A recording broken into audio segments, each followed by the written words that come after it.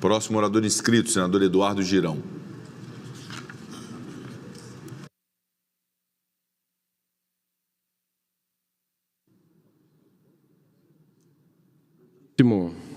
Paz e bem, senhor presidente, senhoras senadoras, senhores senadores, muitíssimo obrigado pela oportunidade, presidente, nessa quinta-feira, de podermos aqui sequenciar os nossos debates na Casa Revisora da República.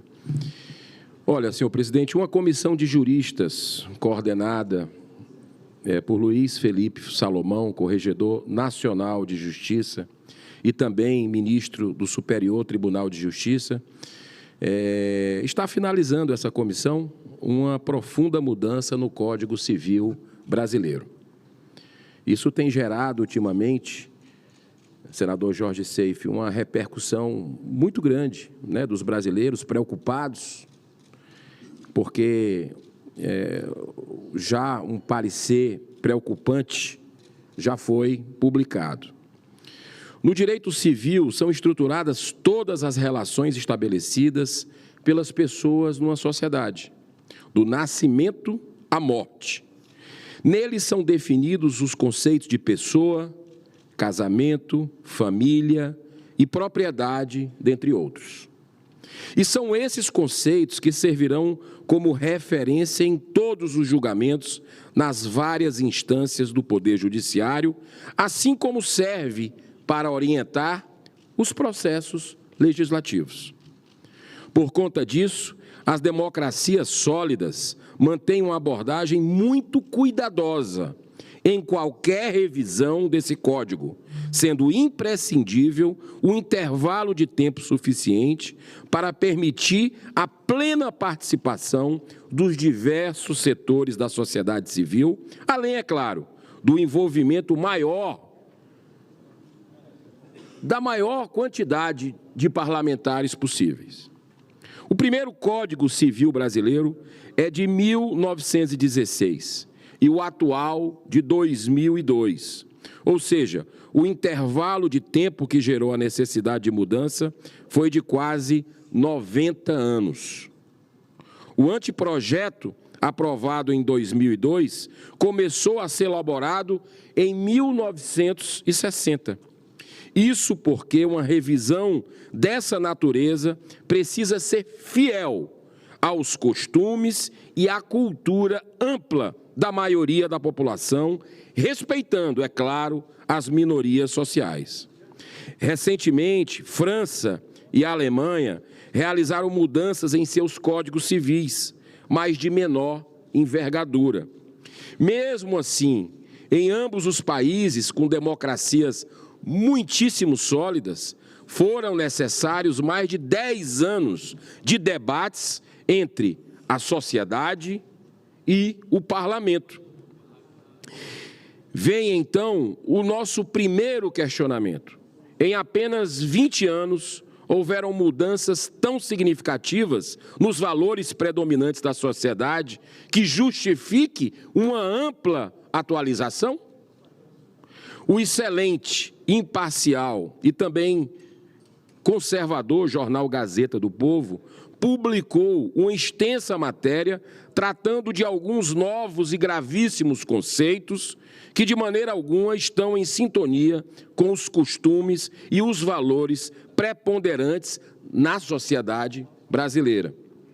O primeiro deles é a definição do bebê em gestação como uma, abro aspas, potencialidade de vida humana uterina, fecho aspas. É uma verdadeira aberração que quer impor uma perspectiva que afronta a biologia ao definir que o bebê, antes de nascer, não é humano, senador Zequinha Marinho. E como também não é animal, então passaria a ser apenas uma coisa descartável. É o sonho dos abortistas, que defendem a legalização do assassinato de crianças no ventre materno. Mesmo na maior nação cristã do mundo, na maior nação espírita do mundo, na segunda maior evangélica, chegando ali na primeira, onde 80% do povo brasileiro, no mínimo, é contra o aborto. No Código Civil atual, composto por 2.046 artigos, já em seu artigo 2º, é reconhecida a vida humana desde a concepção, com a seguinte redação, abro aspas, a personalidade civil da pessoa começa no nascimento, do nascimento com vida, mas a lei põe a salvo, desde a concepção, os direitos do nascituro, fecho aspas. E se alguma coisa mudou nos últimos 20 anos nesse aspecto, foi justamente a confirmação pela ciência de que a vida humana tem início exatamente no momento em que o óvulo é fecundado pelo espermatozoide. Com 18 dias da concepção, a ciência já mostra hoje, com o avanço estupendo que tivemos nos últimos anos, já tem um coraçãozinho batendo, com 18 dias da concepção. Esse avanço da ciência a favor da vida foi tão gritante que levou a Suprema Corte norte-americana a rever um julgamento feito há mais de 50 anos, que então havia legalizado o aborto nos Estados Unidos. Eles já reviram no ano passado isso e mudaram o entendimento por causa da lei do heart beating, lei do coração batendo, com 18 dias da concepção.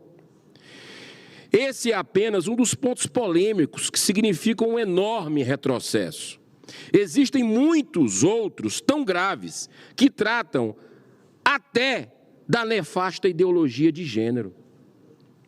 Mas o tempo hoje não permite que eu aprofunde todas essas questões. Concluindo, convido a sociedade civil a acompanhar de perto a elaboração desse anteprojeto pelo site da própria comissão na página do Senado. O prazo final para apresentação pela comissão de juristas se encerra na primeira semana de abril.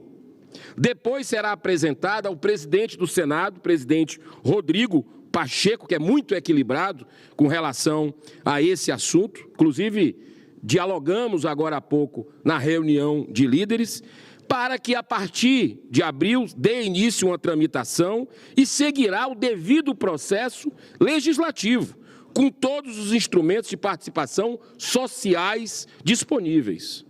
Conclamo também a todos os respeitáveis nomes que compõem a comissão de jurista a deixarem os posicionamentos ideológicos, militantes de lado, e focar em posicionamentos técnicos que realmente proponham mudanças efetivas e benéficas à sociedade brasileira, respeitando a família como base da sociedade e direitos tão fundamentais como a vida, desde a fecundação, a liberdade e a propriedade privada. Então, é um pouco para tranquilizar, senhor presidente, a população brasileira, com relação a esse assunto, e que eu tenho convicção que o senhor vai conduzir com muita serenidade, como tem feito nas matérias dessa casa, com muita ponderação, prudência, porque esse é um assunto que mexe com os princípios, os valores do povo brasileiro. Muito obrigado, uma excelente quinta-feira